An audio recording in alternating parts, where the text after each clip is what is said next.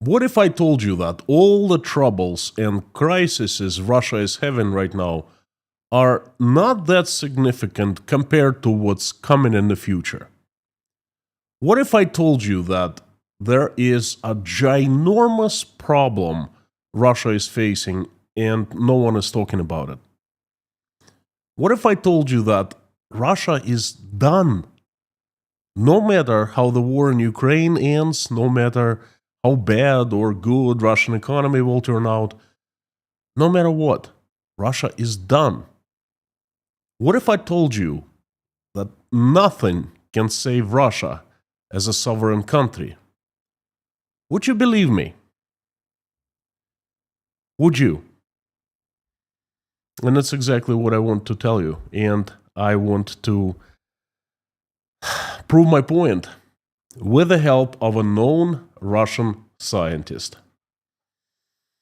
Howdy, everyone. My name is Konstantin. Welcome to Inside Russia. We're living in today's Russia explained by the unusual Russian. As usual, you will not find any propaganda, lies, or BS here. Instead, you will find plenty of truth, common sense, and logic. You will find some emotions too, because I am Russian and I'm a human being. I would like to talk about something that no one is talking about. But first things first, I'm not alone today. I have an assistant, a virtual assistant. He actually inspired me to start thinking of this problem that Russia has. And I will introduce him in just a few minutes. Now, there is a big problem in the country called Russia. This problem doesn't really concern Russians in their everyday lives. It's unnoticeable at the moment, but it's always there. Invisible but present. It's like radiation. It's not talked about in Russia. People don't talk about it because, well, Russian regular people, they are just not concerned much. They don't pay attention. And the state certainly doesn't talk about it because it is worried, very worried. But the state knows about the problem. Everyone in Russian state, from Putin to governors and everyone in between, knows about it. And they've been trying to take actions to fix it or to mask it up. The problem is catastrophic demographic situation in Russia. If you start getting down deep to the bottom of it, you will understand that Russia is simply disappearing. It's very simple and straightforward. Russia is losing people at a horrifically fast rate. There's a science of demography, and in Russia it's official, well-financed, and with big history. Demography is the science of the patterns of numerical development of the population. This science's subject of study is the patterns of population reproduction, its distribution, the dynamics of these processes, as well as the relationship of changes in the human population with other phenomena in society, with other events, economic policies, and things like that. Demographic research is used to develop demographic policy. That's something that state applies in a society to get certain result. The research is also used to develop workforce planning and other things. The main demographic processes are fertility, mortality, and migration. Which policies affect? Well, for example, healthcare policies. Changes in healthcare can increase fertility rate, and prolong life, decrease mortality. Right? So, obviously, and if something goes wrong, fertility drops and mortality increases. Migration is another big policy. current public records, registers, and lists, population censuses, as well as special sample surveys, serve as source of population information. In Russia, the formation and development of demography is reflected in the works of very known scientists such as Mendeleev, German, Semyonov-Tanshansky, Chuprov, Janssen, Kapitsa, and some others. They are very known names, not just in Russia, in the world. This tells us that demography in Russia is well studied, and there are no white spots on the demographic map of the country. The past is well known, the now is being studied, and most importantly, the future is also fairly clear because of the science, the research, and the current scientists. And demographic future of Russia is not looking too well. Before I introduce my assistant, the demographic scientist, let me tell you how I have come to this idea about talking about Russian demography today. Now, I've been studying Russia under a microscope for the last 3.5 years. There's been hardly a significant piece of news or an event in Russia that has gone past my attention. And I can prove it. Right after I finish this message in about 20 minutes, I invite everyone, invite you to ask me anything about Russia in the live stream chat. I dare you. Having my fingers on the pulse of Russian media and propaganda, I see long-term informational trends emerge. And one of the things I've noticed, one of the trends, all the major parts of Russian propaganda, the church, the media, the vertical of power, the state ministries, and the officials, they have started all started pushing this one message. Very simplified, it sounds like this: have more babies. It's been coming in different forms and from different directions at different angles, but the message is clear and it's the same. It's uniformal. The high priests talking about how women's sole purpose is to have many children, sit home and raise them. The senators creating new laws criminalizing talking about child-free movement and mentioning it. They call this talking and mentioning, they call it propaganda of child-free. Putin announced in 2024 the year of the family values, and all the media talking about it. The government financially supporting families with multiple children, providing different benefits. The state officials encouraging schoolgirls with large sums of money to get pregnant as early as 18, as young as 15, and give birth. Yeah. Introducing new tax on childless families. Lawmakers trying to criminalize providing abortion, medical services. The actions and the messages have varied from anywhere from normal, that the kind of stuff you can find in normal countries, like the support of families with children from the state, that's normal and great, to absolutely radical stuff, like criminalizing doctors who do abortions, pushing 15-year-old schoolgirls to get pregnant, pushing hard. In the latest and the craziest message, it just came two days ago, and they're discussing it right now.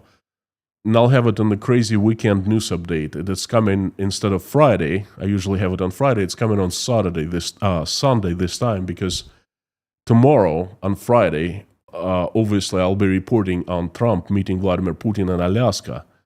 So please tune in to tomorrow and on Sunday to the crazy news. But anyway, the latest message on have more babies is this. They are thinking of making it mandatory to marry after having sex. If two people sleep with each other and the state wants to make it mandatory to marry. How about that, huh? I know.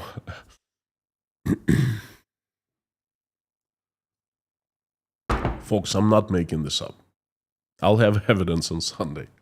It's not the state, but it's been talk of media, and it's being kicked around, along the lawmakers now. It makes me cringe, Anyway, I clearly see that there is one general agenda behind all these messages and actions by hundreds, perhaps thousands of people. To make more babies. To force Russian people to make more babies. Russian people, especially young ones, are being brainwashed into it. Look, I have nothing against children. Actually, my children is the goal of my life. I love them the most of anything in my life. My values are God, and that's number one. And number two is family. I cherish the most what I have, and the kids is real treasure, okay? I love the idea of people having children. I love the traditional families, but I hate to see people are indoctrinated, forced, manipulated, brainwashed into it. It must come from the heart, It must be your decision. Love is the foundation of a family, not some priest trying to make you feel bad, or a lawmaker saying, oh, you had sex with this woman, then you must marry, otherwise you go to prison, perhaps to the war. Things like that. They shouldn't be happening, okay? And again, young Russian people are being brainwashed into it. And I'm actually not the only one noticing. I have discussed this agenda on many instances with different people, even in the live streams here at Inside Russia. We even discussed it in the live stream chats. Again, don't leave right after this message ends. Come discuss with us, because right after the message, I turn the live stream chat on. The most usual response people have explaining this agenda is this. Putin needs soldiers. That's why Russian state is forcing everyone to have more babies. More children born, more soldiers there will be. Which, in my mind, a complete nonsense. That's not true. Boys born today can become soldiers in 18 years. There's no way around it.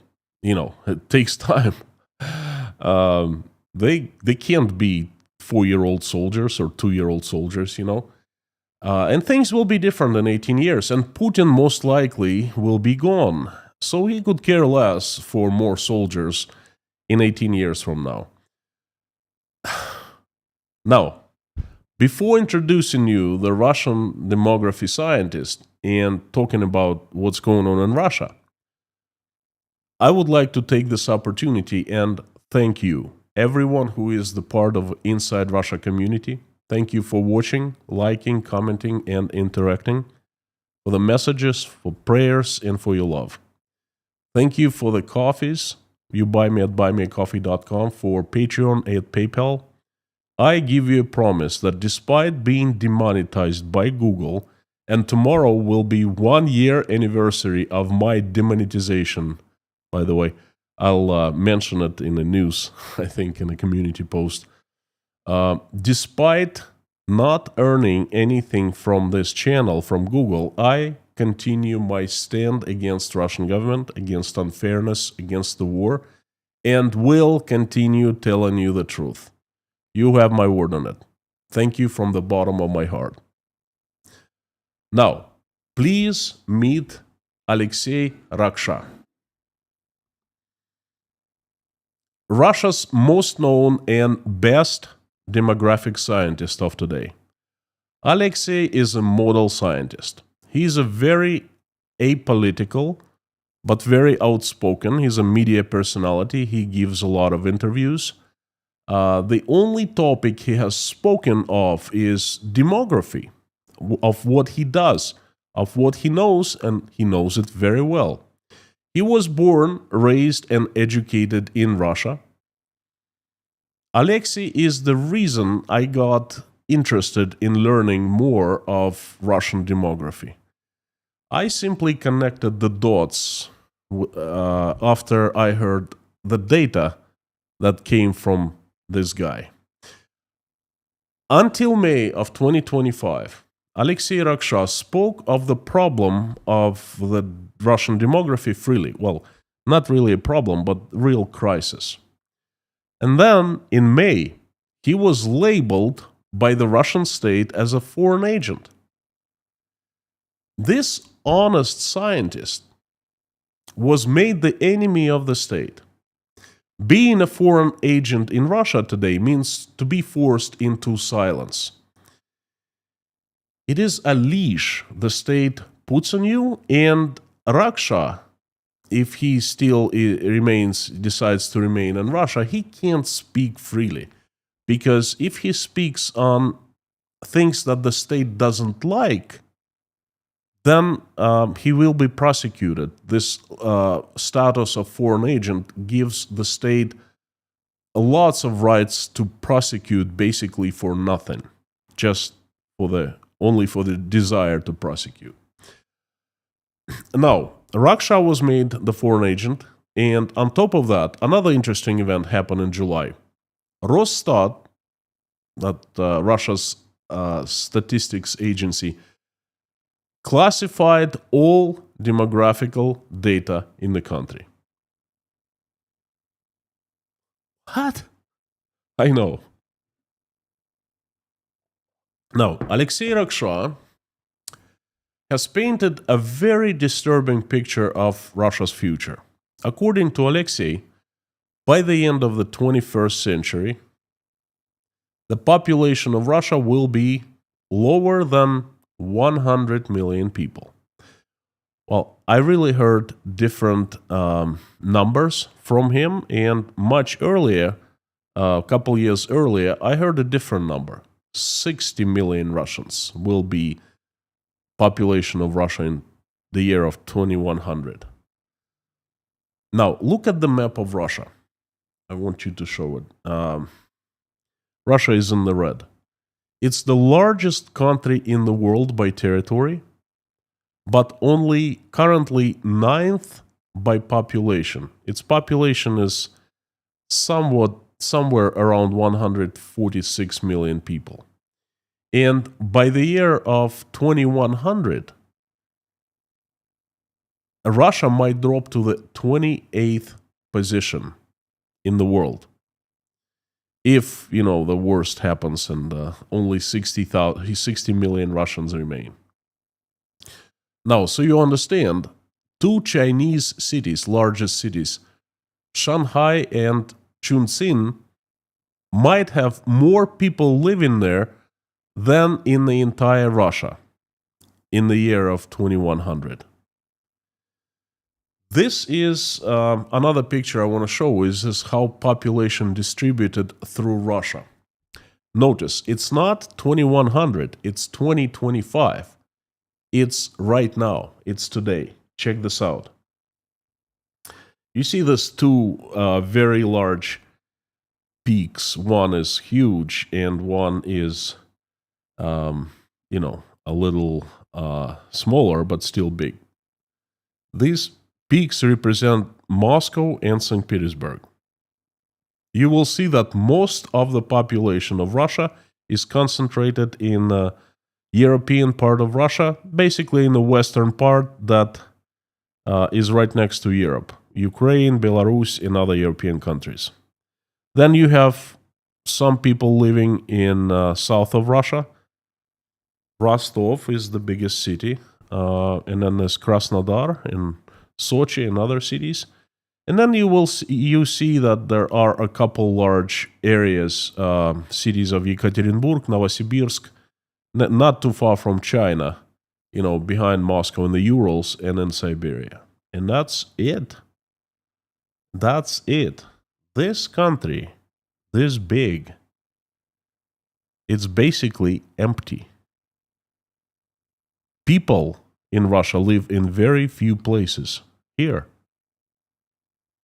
Now, this is trouble already in 2025.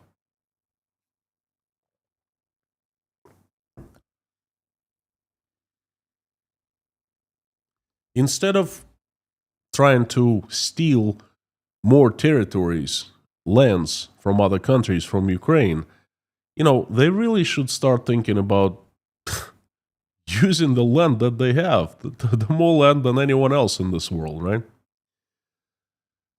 Now, the things are getting worse. As you see on this table right here, that's a demographic distribution. It basically paints a very grim picture. It paints two, they call it holes, demographic holes. The one is happening right now, and another one happened in the 90s when the USSR broke apart. Um, Russia managed to get out of the crisis of the 90s, the demographic crisis of the 90s, and things started getting better. And I remember quite well, I was living in Russia. I remember people started having kids, not because state was silent at that time, not because anyone was forcing and brainwashing them into having kids. It's just when you are happy, when you enjoy your life, when you are certain that you can earn enough to feed your family, then you have children. Now, what's going on now is a little different situation. The population is dropping. More people die or killed than people born. That's why they have classified the statistics, the data on, how many citizens live in Russia now, how many people live in Russia now. I don't want to go into much detail. I am not demographic scientist. I think the following, what I'm going to tell you right now, sums up things pretty nicely. According to a FTSIOM study for 2025, very fresh study, FTSIOM is a fairly reputable polling company in Russia. Well, as reputable as a Russian polling company can be, it's obviously influenced by Russian state. But even then, the study showed that 70% of Russians are confident that young people are postponing the birth of the first child due to financial and economic reasons. The biggest obstacle, according to the respondents, is the low standard of living, lack of own housing, and high mortgage interest rates. The war, with its long-lasting effect, declining living standard, and uncertainty, that's pretty much sums it up pretty nicely. Russians leave the country en masse. There was an exodus, very, very concentrated exodus in the end of 2022, after the mobilization was announced, and more Russians leave Russia every single month now. They don't want to have the ones who remain there. They simply don't want to have children. And this is why Russian state has classified its statistics. To put on top of that those Russian men killed in Ukraine. The rumors have it, or different experts say, that it's more than a million men now.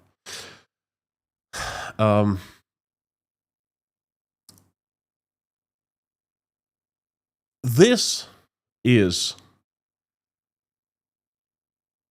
the hard result of 25-year long Putin's presidency. Well, Putin's rule, really. For 25 years, every single year, Vladimir Putin and his servants, his government, promised better life. They promised Russians more money for people, better living conditions, nice things like that. Only Russians would have to wait a little bit. I remember in 2001, the United Russia political party, that's Putin's party, came up with a grand plan of setting goals for Russian people to make their lives so much better. Doubling their salaries. Every Russian would own a place to live. All these wonderful things. By year 2008, and then came 2008, and there were many other promises made, and the timeline shifted, and every year they basically promised things, and they never delivered.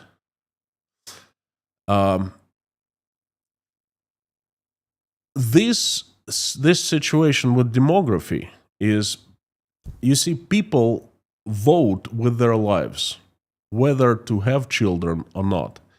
And they decide not to have children because of dire living conditions, of the war, of the economy, it's all combined. And if this information is made public, if it's talked about in the society, then basically the people will have one question for Vladimir Putin. Have you lied to us? What the hell is going on? You promised us nice life 25 years ago, and look where you have brought us to now. And the state doesn't like questions like that, so they've silenced everyone, and they haven't done it in an oppressive way, at least not yet. You see, Russian state has many different ways of silencing things. It's a soft silencing. They simply classified the information, and no one is talking about it. So, Russians don't think about it. They drink. They have other things to be concerned about. Very few people ask questions about demography these days. The country is at the verge of a complete collapse, and it's not economic collapse. That's different. It's happening, okay, but it's actually, this collapse is much bigger and much more fundamental, and it's happening now. We don't have to wait for long to see the results. Despite all the efforts, despite all the church priests forcing Russians into having more children, besides the new laws, besides banning talking about child-free, and besides punishing doctors who do abortions and things like that, despite all the efforts, despite the classifying the data, they can't hide it. Because demography, children, it's life. How can you hide life? There was a statement made by the Minister of Labor, the Ministry of Labor last week. 11 million jobs will have to be replaced by 2030 in Russia. And 2030 is only 5 years away. There are no people to replace them. That's a concern of the Ministry of Labor. Obviously, because that's what Ministry of Labor does. How can they classify this information? Their existence is for this purpose, to discuss the problems and to create policies. Remember, we were talking about what demographic science is. It allows the state to get data, so the state creates different policies. And then Ministry of Labor is in charge of labor policies. Okay? How can the Ministry of Labor hide this data? They can't. So now, Dmitry Platygin, the Deputy Minister of Labor, said that 11 million jobs would need to be replaced in Russia over 5 years. 5 years. In most cases, this is due to the retirement of employees. That's what he said. He explained the population aging. But you know what? Don't forget that million Russian men who will never return home or return maimed, won't be able to work. Okay?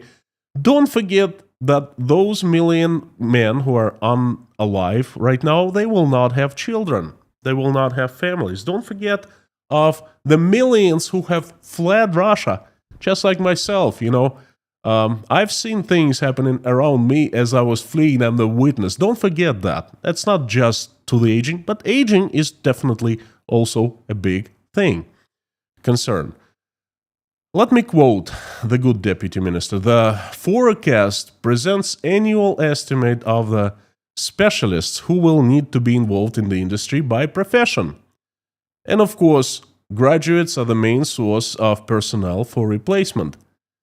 The deputy minister said at the meeting of the working group on the secondary vocational education and training of professional personnel, TASS, Russia's information agency, is reporting that. The largest volume of the substitution of the jobs need to be filled will occur in the manufacturing industry. 1.6 million jobs will need to be replaced in this area by 2030.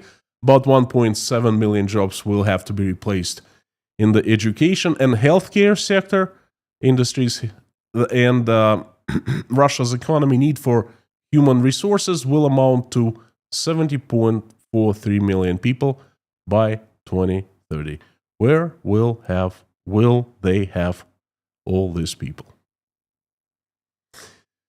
There will be human vacuum in Russia soon. And you know what? There cannot be vacuum in nature. If there's vacuum, something, gets sucked in. And that is the biggest threat that will bury Russia, the lack of people. It is felt right now. If you go to Moscow and St. Petersburg, you will see picture perfect. People are still having a good time. There are still jobs and lots of people living there. But if you go to Rostov province and you will go around different farms, you will see severe shortage of men. This shortage has resulted in wheat harvest this year being just 8 million metric ton compared to 16 million 2 years ago. Okay?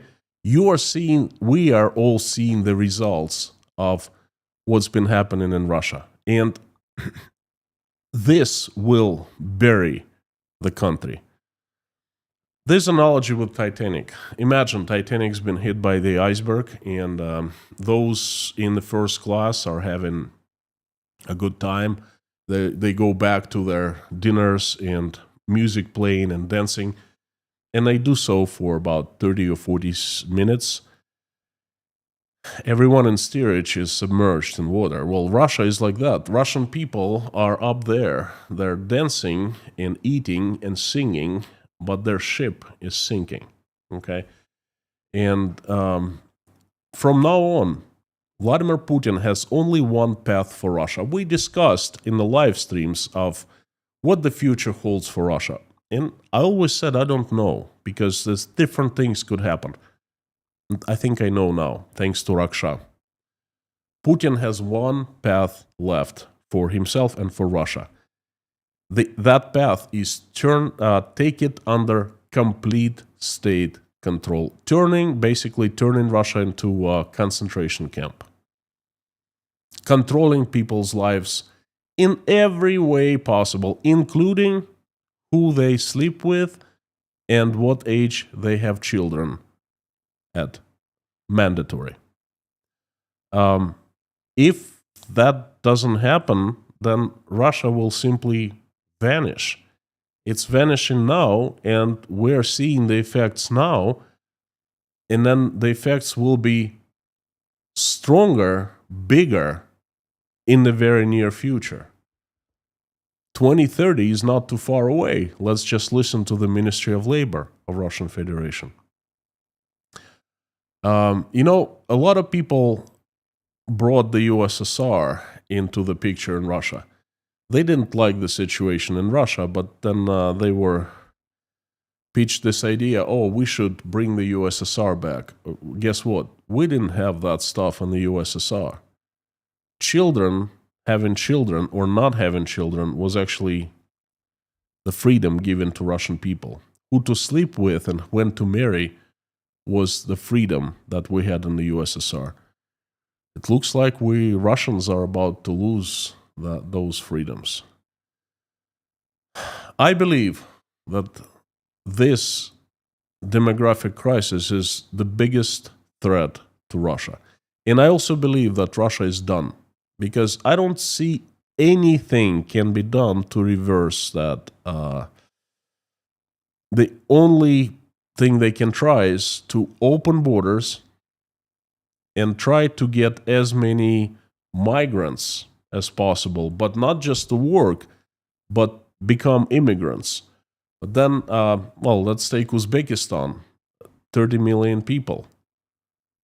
Even if the entire country of Uzbekistan moves, and that's the largest in the post-Soviet countries, even if the entire country moves to Russia, that's still not going to be enough. And obviously, that's not going to happen. I don't think that can be reversed. I don't think that Russia can be helped at this moment. And I think it's going down big time with a big bang. That is my opinion. I would like to ask you to share your opinions. Perhaps you disagree with me. Please do so in the live stream chat that is coming up and in the comments after this live stream ends. And before I turn the live stream chat on, I would like to remind you that there will be many, many news from Russia. Something tells me Russia is going to be the biggest newsmaker of the world for years to come. So if you want to stay on top of things in Russia, don't know where to look for true information that you cannot find in mainstream media, turn into Patreon account of Inside Russia. There I carefully select 9 news that I find significant. Every single day I make 9 news available to patrons of Inside Russia, so that way everyone stays informed of things that need to be learned about. So thank you very much. This has been my message. Again, please let me know, do you agree with me on the fate of Russia or don't? I'd really love to know your opinion, and let me turn the live stream chat on. Don't leave. This actually is my most favorite part of any live stream. I actually love seeing people sitting in front of a camera and talking to the camera. Becomes like walking into a pub and seeing a bunch of friends, although virtually, but it feels like real, And that's what live stream chat is. I'll try to answer as many questions as possible. Give me any question of demography or anything else. If you're here for the first time, I'd like to tell you that this is the best community internet has to offer, YouTube has to offer, and that is because we have the best moderation team: Lorna, Mami K, Bob S, Harry Potnan, Amir Fazad, great friends, the best moderators in the world. So thank you, friends. And there are very simple rules in this community. Please be nice to each other, don't insult anyone, and for goodness sake, do not discuss US politics and US personalities, because it's always a fight. So thank you, friends. Thank you very much. Fantastic to see you. One more thing, if you want me to see your message easier, please put it in all caps, put Inside Russia after @ sign, so that way it gets highlighted in orange. I see it much easier. If I don't answer your question, it's not because I don't like you. It's because I simply didn't notice it. There are so many questions and I already see a lot of them. So please keep on posting and things gonna be all right.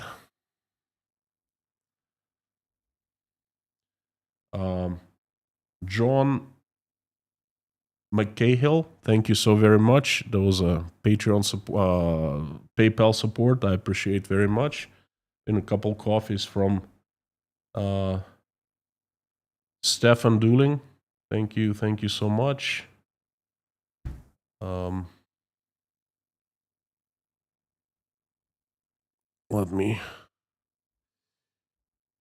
Gosh, I have a little different angle of my camera, and it's not very convenient for me to access the comments. Okay. Again, Lorna, Bob, thank you for coming. Thank you for watching my back. Is Karen, Bob, Samsa, John, Grow Map. Anyway, the usual suspects. Fantastic to see everyone. Thank you. And there's a question from Werner Heiko Henning, as usual. Good questions. Are all religions in Russia equally eager to promote to have more kids? What about non-Christian religions? Non-Christian religions, historically, the families of Islam have more kids than Christians. I'm not an expert. I only, this is a shallow opinion, but from what I see in Russia, places like Tatarstan, mostly Muslim, they have higher birth rate, like more kids than places in the Western Russia that mostly Christian. And there are two major religions, Christianity and Islam. And then, of course, there are Jewish, but not too many of them. And there are Buddhists, but also they're not like majority of Russian population. So Terry, Ferrari Guy, Jodes, Palvia Flex, Pamela, Leitmotiv, Stefan. Again, thank you so much. Dankeschön, thank you. AZ Watchwoman, 777. I like 777. For good luck. Brigitte from Germany, good Abend. Howdy, Roy Cousins from London. John McLean from the USA. You know what? Many of you, I don't even, I remember where you're from. I don't have to read it, it's pretty, this community is like one of the best things that happened to me in my life. This is fun. This is therapeutic. This is supportive. This is, I live for this stuff. Kerma from Finland, howdy. Scott Nesbitt, hello. Nelson Mandela. What do you think comes next for Russia after Putin? Do you think it reflects someone similar or changes? There are two major paths I see. One path is Putin gets out of the Kremlin in one way or another. I think it's not going to be natural, but, we shall see. And then another Putin is in place of the old Putin. And another Putin continues to do what Putin has done. It's going to be difficult because, Putin is the creator of the vertical of power. There will be fights, there will be blood inside the Russian elites, there will be deaths. But, sooner or later, they will somehow agree to certain terms. And they will be continuing what Putin has been doing. That's one way. One path. Another path is someone else comes in, and instead of being like Putin, he turns into the West and says, okay, you know what? We're sorry. Please forgive us. We'll do anything. Just return our assets, personal assets that we have in the West. Allow us to go to live in France and the USA again. We'll be good. And then they will make a deal with Donald Trump or, other countries. And basically, that's how they're going to be living without sovereignty, without under someone's control. Is it a good or a bad thing? I don't know. But that's the second major path. But if Putin stays in power, like as I said earlier, I believe that the only path for himself he has is to take more control. He cannot let the control out.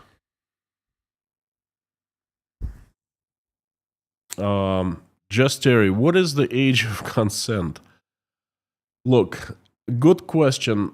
Used to be 18, obviously. I think they lowered it.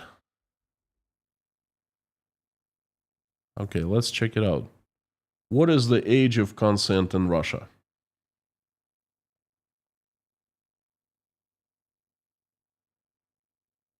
I think used to be 16. Yeah, 16. Minimum age of consent is 16 for all forms of consensual sexual activity. Uh, Russia does not have a close in age Romeo and Juliet exemption. So basically, it's 16.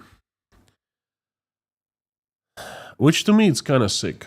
You know, I am the father of 3 girls, and it's sick. 16 is too young. Anyway, I don't want to discuss that. This makes me sick. Dale, I think you are correct with your analysis of what will happen with Russia. Well, Dale, thank you so very much. I also stand by my analysis. Thank you, and I'm ready to defend it if you have any questions. John Richards from Colorado. Oh boy. Colorado's in the house. Sending my love to your wonderful state, the Rockies. Ooh. Grow map. Countries could incentivize immigration if they have homes or land they can give new immigrants, I guess. Well, not Russia. It's just too many immigrants. You see, if immigrants are really good for any country if immigration is controlled, but Russia needs way too many immigrants, and the new people would come in like tens of millions, and they would just dilute Russians. They would dilute Russian culture with their own culture. They'll bring new values, their values. They'll bring perhaps their language. They'll bring their culture. They bring their history with them, and it's not going to be Russia anymore. Now they've been trying to kick out immigrants as much as possible. They've been going absolutely nuts in the last year. So I don't see any reversing of that situation.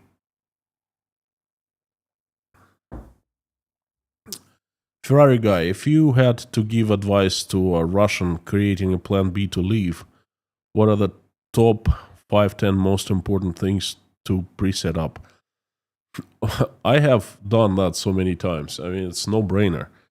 First of all, start learning English. English will be needed anywhere you go.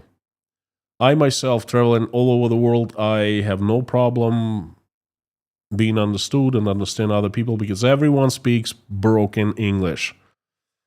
Then, number 2, know where you want to go.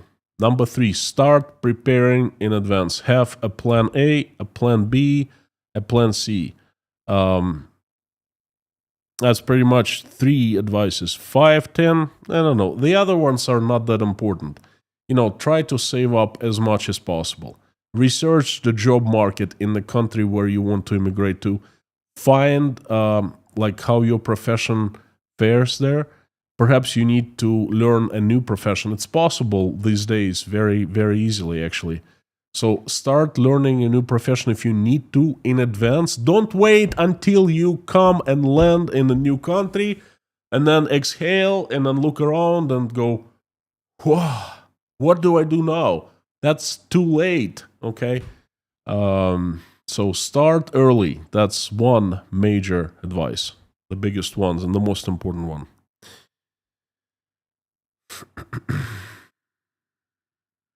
Benjamin Wondernut, good evening. Good to see you too. Thank you so much. Uwe Las, good nabend.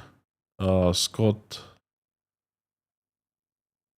Alistair Denier, what does going down mean? If you mean going down for Russia, it's basically, I think the end for Russia will be losing territories and breaking up into parts. That's where Russia is heading towards very, very fast. At least that's where current Russian government is taking Russia to, steering it towards that. Deborah from sunny California, sending my love to California, the best place in the world. Leitmotif: what are the demographics of young men compared to young women? Many young women will be husbandless. Oh, yes, they will be. Now it's classified. Now no one can tell. you know, um, I was not really interested in this topic before. The couple things. First, I learned this number from Russia, 60 million Russians, and I was like, what? It's impossible. And I started thinking about that. Yes, it's very possible. Number two, Russia was made.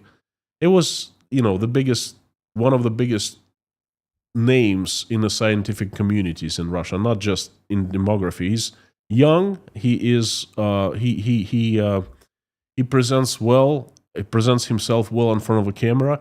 He's pleasure to listen to, and he's very smart. Great guy, And then he was very outgoing, giving interviews, and he has his YouTube channel.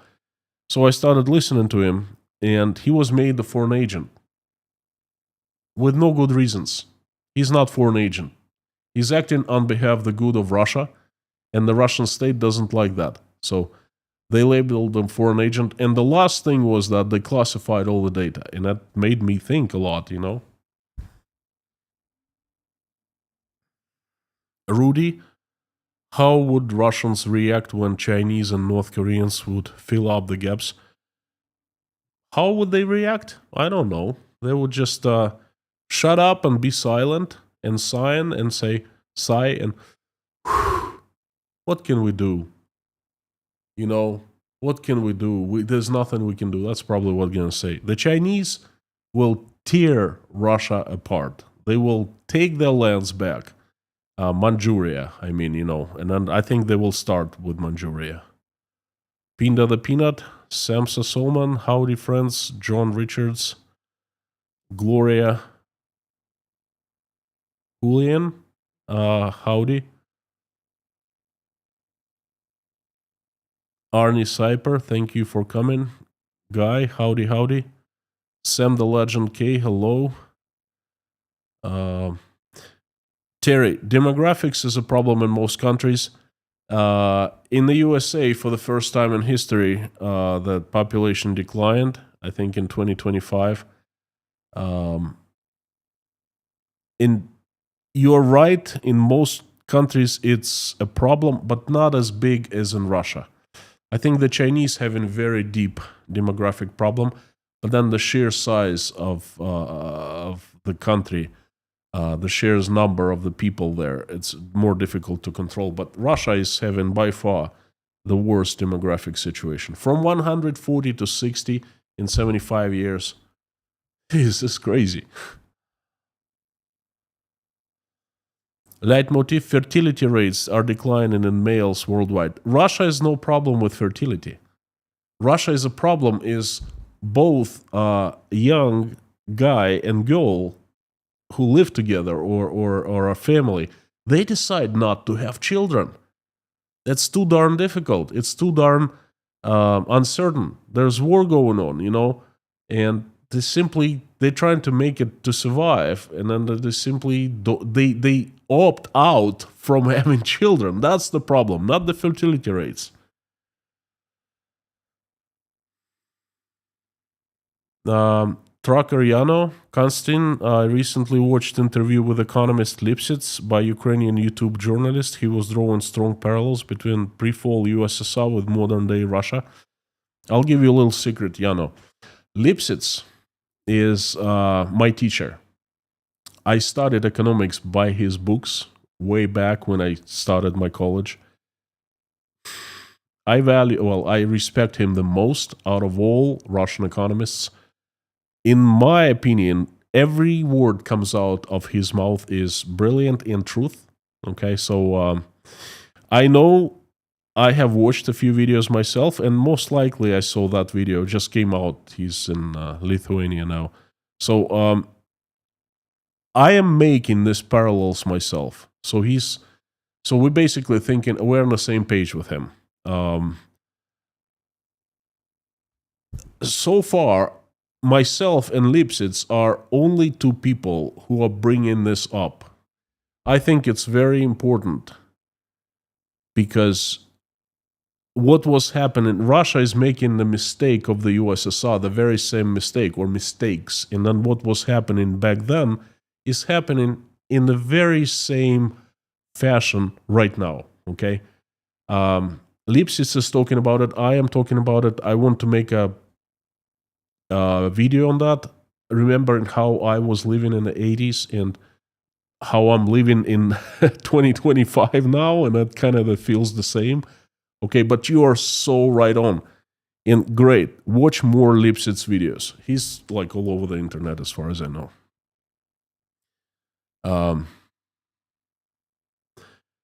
Klaus, how many Putins are there? It doesn't matter. I don't know. No one knows except for people who are in a very close circle. But why does it matter? As soon as something happens to Putin, all other Putins are kaput. They will not be found, you know. Obviously, I don't understand how anyone could agree to that job, to be second Putin or third Putin or whatever, because that's the end result is death. They can't you live after you're not needed any longer. They kill you. You know, perhaps they do it softly, you know, you drink water and then you die the next day from heart failure or something like that, but you can't live. They're not going to let you out.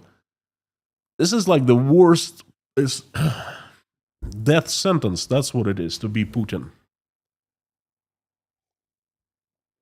Okay, I'm looking at the time.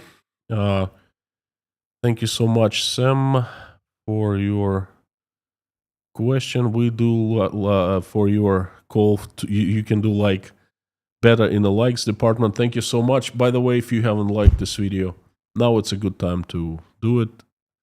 I'm going to be finishing up in a couple of minutes. Fertility rate refers to number of children born to reproductive age women. Fertility rate refers, well, it has to do with the health, right? Oh, probably not. I thought fertility rate is the health, physical ability to conceive a child. All right, I understand. Thank you so much.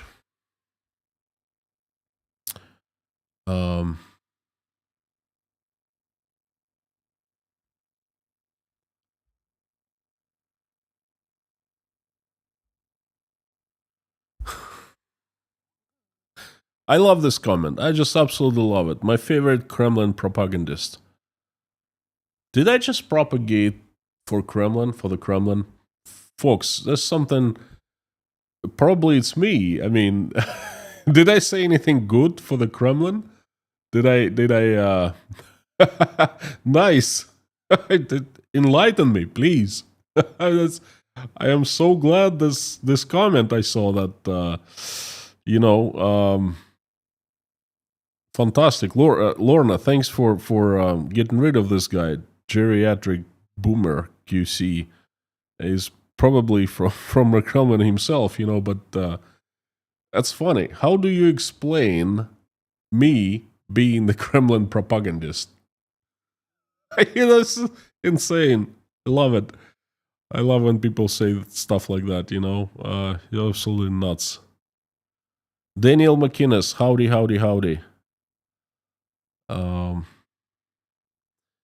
Matt Harris, do you think Elvira Nabiulina, that's the last question I'm going to take today. Do you think Elvira Nabiulina of Russian Central Bank will take blame for the budget out of control, bank failures, demographic collapse?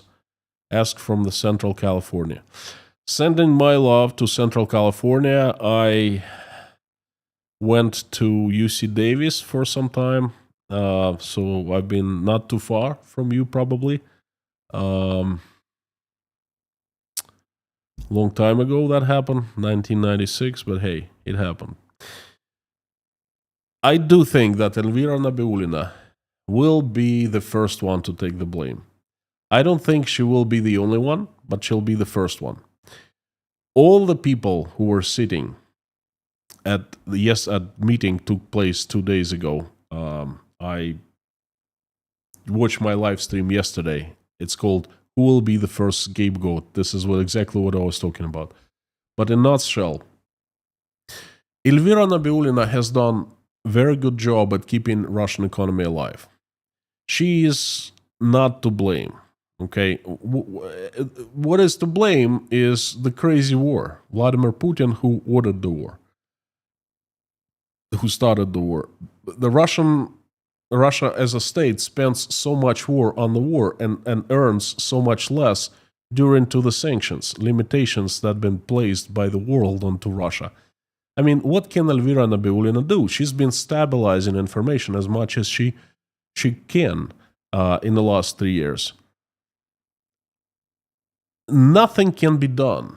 It's the Titanic hit the iceberg. No matter what you do, no matter how you clean all the floors inside and you run around and you change the furniture, and perhaps you clean your kitchen, the Titanic is going to go down. But the thing is, of course, it cannot be the fault of the Tsar Almighty, the shining star, the shining sun, the king's son, Vladimir Putin, right? Of course not. He is without sin. It's not his fault. Can never be his fault. It's those who have made mistakes, perhaps honest mistakes, perhaps they were acting on behalf of enemies, and those enemies want to destroy Russia. Don't forget that. Elvira Nabiulina has been labeled as a liberal in Russia, and then she's been universally hated by most Russians. That's thanks to Russian propaganda. She is the easiest scapegoat to give it to everyone, and it's not going to be falling out of the window. That defeats the purpose. Scapegoat is when you are arrested, when you are crucified, and everyone sees, every one of 146 million people sees, and then they tell, oh, she's crucified for betrayal of Mother Russia. You live in bad, that's her fault. That's what's going to happen to her. Not necessarily crucifixion, but you know what I mean, prison time or some kind of punishment. I believe it's going to be her. Perhaps someone else. Starovoyt has been punished already. Starovoyt is the federal minister who's been sent to, upstairs. Yes. Once Nabiulina or perhaps someone else is targeted as the scapegoat, of course, it's going to be everything. Demographic collapse, budget out of control, bank failures, bad toilets in nearby school, everything is going to be there. Her or his fault. Anyway, thank you so much, friends. I am grabbing my prayers list.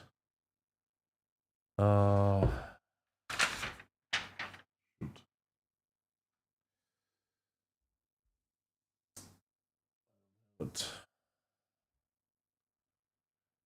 I guess we gotta pray without names today. I am sorry. All right, let's do things a little different. I'm inviting everyone to pray along with me. Thank you so much for coming, for giving me a chance to deliver my message, for listening, for liking, for commenting. Thank you. Please join me in prayer. Dear Lord Jesus Christ, thank you so very much for everything you have given us. Thank you for this day. Thank you for the food you've placed on our tables and the roofs you've given over our heads. Thank you for the love you've sent us. Thank you for the loved ones that surround us. Thank you for our families. Please give us wisdom to keep the skies above our children's heads safe and peaceful, and give us wisdom to raise our children in a way that when they grow up, they will make this world a better place and will never fight in any war. For now, please keep our children safe and healthy. Dear Lord, thank you. I am asking for Ukraine. Please help stop the bloodshed.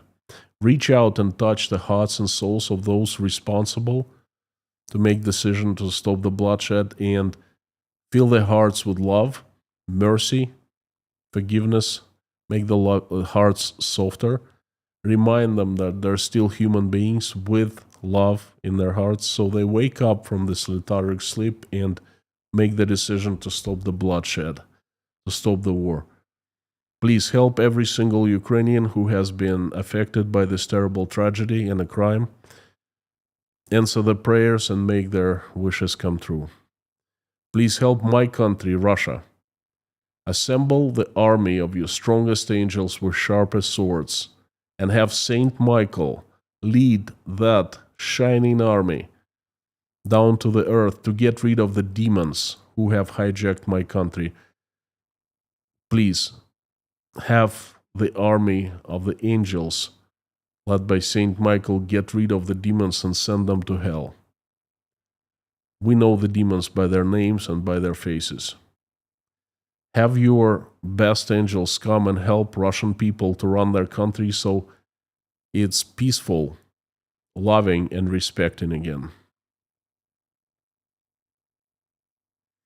Please help all those who are traveling, send them safe travels. Help those who are in danger of any kind, send safe harbor. Please help those who are applying for asylum of any kind, send help their way and good people their way. Dear Lord, I'm asking for all single mothers and fathers who are struggling, trying to make ends meet, raising their children. Please send relief and support their way. Help those who are helping Ukrainians and help those Ukrainians who are currently under attacks from Russia. Dear Lord, please help all those who need your help, the addicted, the sick, the hungry, the cold, the jobless, the homeless, the betrayed, the ones who are going through divorce, the ones who cannot see and talk and be next to their children, the ones who are feeling hurt, who are crying, whose hearts are bleeding, who feel like they have been betrayed and left alone in the entire world, who feel that they're losing their faith. Please help everyone in need. Reach out and touch their hearts and fill them with love, your love and warmth. Make them understand and see that you are right next to them. You have not abandoned them. You still love them. They're still your children. And you watch every step they take. Please help every single person in need. Dear Lord, I am asking to help every member of Inside Russia community who is praying along with us or simply watching us pray.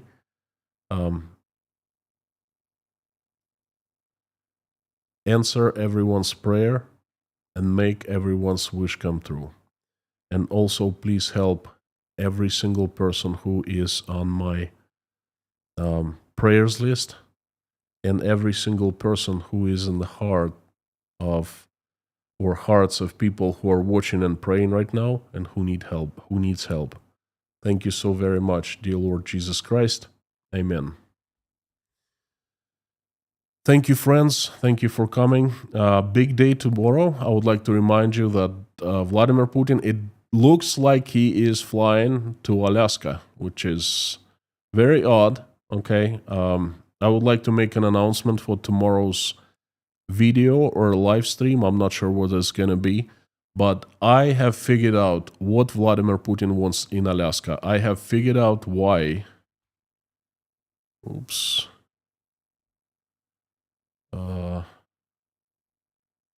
That was odd. I have figured out why he is, why he is gonna be in an U.S. military base tomorrow, and I'll make a video about that. I know by looking at his team who he is bringing with him. Okay, it's not the people you expect.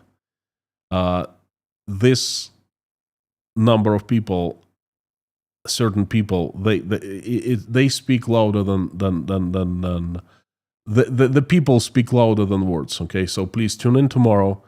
It's going to be absolutely important live stream, and that's a huge event, and I will be reporting on it somehow in one way or another. Thank you so much, And Friday, crazy news report, I move it on to Sunday. So tomorrow is free for anything happens, whatever happens. Thank you. I would like to remind you that you are awesome and you rock. Thank you for coming. And it's been an absolute pleasure to host you today and pray along with you today and answer your questions. And before I sign off, I'd like to ask you to say out loud as I can, as loud as you can, the following, as usual. Carthago delenda est.